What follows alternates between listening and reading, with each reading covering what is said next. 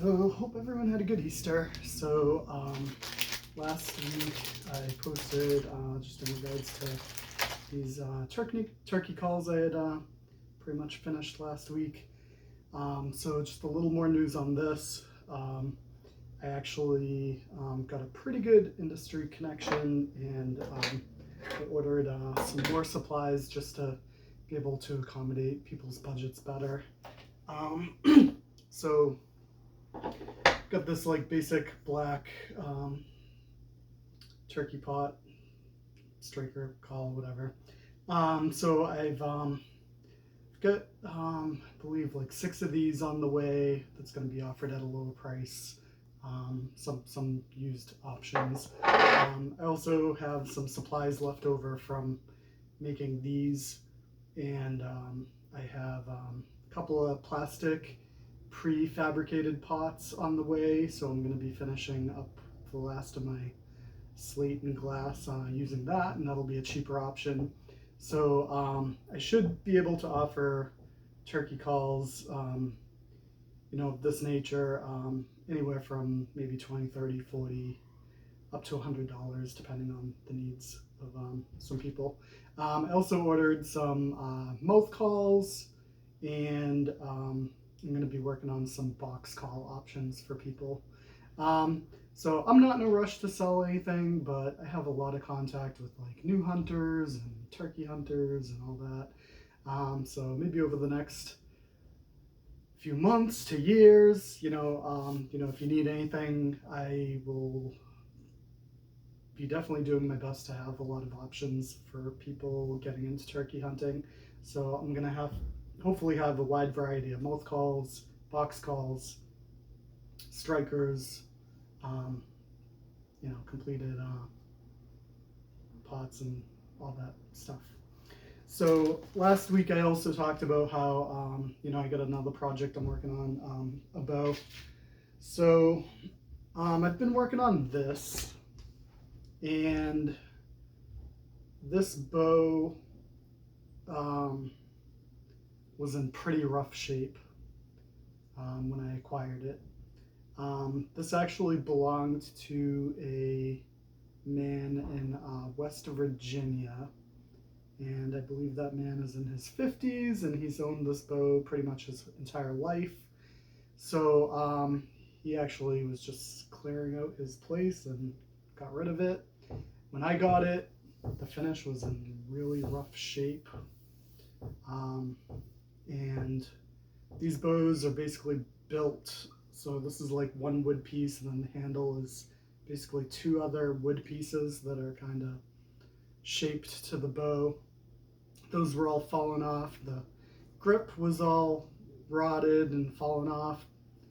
I don't know exactly how long this gentleman had the bow, but I can only imagine, since he was a teen, probably placing this bow maybe to the 1970s, plus or minus a decade, I'd imagine. So I got this bow. I stripped off the original handle. I sanded down the finish basically as close to the original wood as I could get it. These 2 pieces that were basically all rotted and falling off. You couldn't even string the bow because these things were like cracking off. So I took some bonding glue, basically some construction grade Loctite. I basically glued each individual piece back, and for each piece I bonded it and clamped it for 24 hours. And then I kind of sanded it down. After I got the basic construction of the bow complete, I basically sanded down everything else I needed to do, and I took some teak oil, which is kind of like a penetrating type of finish, to kind of coat the bow, and I let it seep in for about 24 hours to help weatherproof the bow. and you know, that initial finish is just kind of penetrating to the oil, to the wood. And then over that, I just started using true oil, which is a combination of boiled linseed oil and varnish. And you know, I just started getting to work on that, and that's kind of a long process. Rule of thumb, I think back in the day, I said this to a couple of buddies, but basically, you know, when it comes to finishing, you want to do, you know, a coat a day for a week, and then a coat a week for a month, and then a coat a month for a year, and then a coat a year for the rest of your life. So obviously I'm going to stop at a certain point, but I had been kind of applying that philosophy to an extent to this bow. So this is got a pretty glass-like finish. I guess you could call it guitar-like or violin-like. The shininess does not concern me at all, because moving on, this is not a hunting bow. When I got this said 35 pounds at 28 inches. That is not hunting legal, but I think for a youth or a lady or a man, it's a very decent draw weight for target archery. I believe it's Olympic legal. Not that you use these in the Olympics, but this is actually known as like an American longbow. If anyone has ever heard of the British longbow, that's a pretty popular historical weapon. If you've ever seen Robin Hood, that's where the British longbow, you know, if you ever saw Prince of Thieves, the British longbow was featured in that movie. And, you know, it was the primary weapon for the British, you know, right up until firearms, or one of the primary weapons. It was known to win the 100 Years' War against the French for the British. And the American longbow is kind of evolved from that bow. So this is kind of an Americanized version. I actually wasn't sure if this bow was more evolutionary from the Native Americans, because I know it was American, you know, so it's the American longbow. So I didn't know if it more evolved from Native American bows or if it evolved from the Europeans. And I did a little research, and it's actually evolved from the British longbow. It's kind of an evolution of that. And in a lot of regards, it seems like there's a couple of benefits to this bow over the British longbow. So it's about the same length. This one in particular is 68 inches from tip to tip. Longbows, British longbows, are about the same, could be up to 70 inches. So the longer the bow, basically the more brace height you're going to have. The brace height is basically, you know, when it's strung, the distance from the string to the bow. And the greater the distance, so the longer the bow, generally the greater the distance. You know, you could have a brace height of 4 to 5 inches. You could have a brace height of 8 to 9 inches. Generally, the longer the bow, I guess the rule of thumb is, you know, a long bow is usually 8 to 9 inches, which is a pretty large brace height. That's going to, basically, the larger the brace height, the more forgiving the bow is. The reason for that is with a short brace height, we're talking like milliseconds. With a short brace height, the string is attached to the arrow for longer than if you have a larger brace height. So in theory, now we're talking milliseconds. When you have a large brace height, you release the arrow, it's disconnecting from the bow sooner than with a smaller brace height. So that basically means when you're releasing the arrow, it's just less time that your body's having an effect on that arrow. So generally speaking, a larger brace height is going to give you more forgiveness.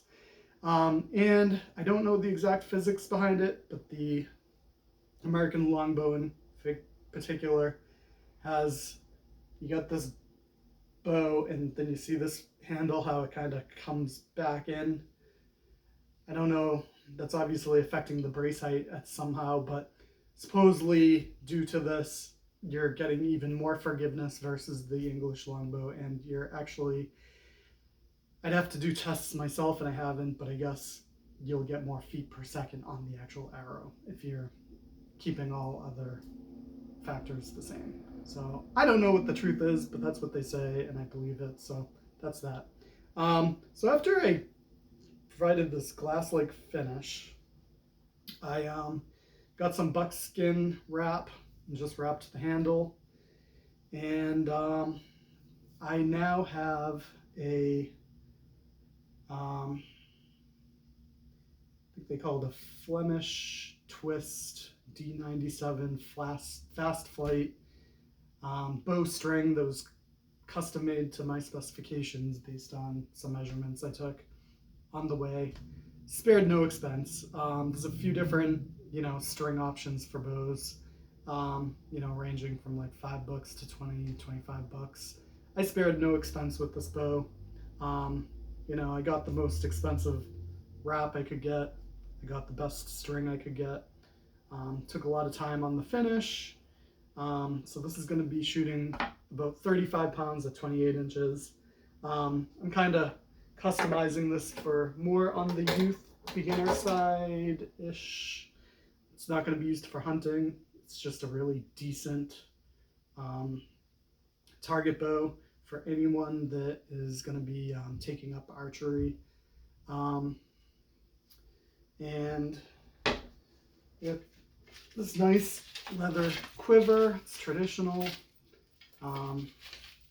It's got kind of like this little belt loop system. Got the probably faux fur up the top.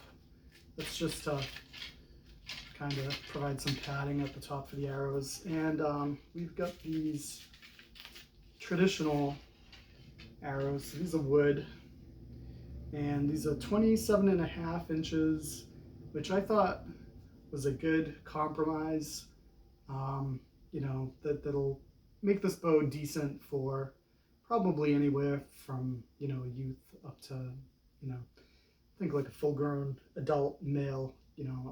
This is all going to be based on height, so it could be a female too. But this is going to be good for, I think, someone, anywhere from like 5 feet to, I'm 5'8", and my arrows for hunting are 28 inches. So these are 27.5. So,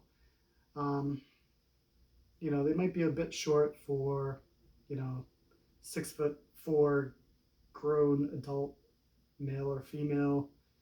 They might be a bit long for, 12-year-old kid standing at 4'8". But I think this is a decent arrow length for most people. But more importantly, this arrow is the specifications of this arrow I specifically chose to work well with the string and the draw weight of this bow. So most importantly, this arrow, I'm going to run some tests when I can, very likely this weekend, as long as this custom order string comes in time. But I am going to run some tests at my archery range and in Marshfield, and just make sure that I'm happy with the performance.